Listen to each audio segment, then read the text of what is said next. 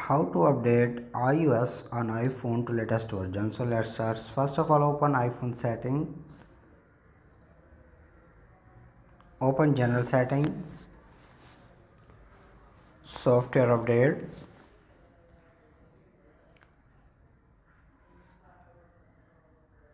update now, give phone password, download, update, and then install it.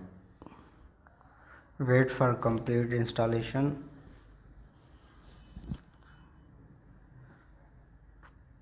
Swipe up,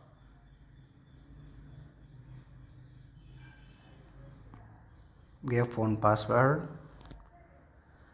Software update complete. So continue this. Stolen device protection, not now.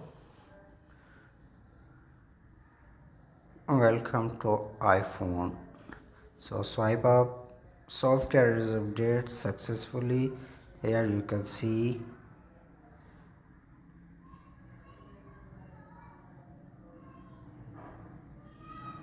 As you can see, software is updated now. Thanks for watching.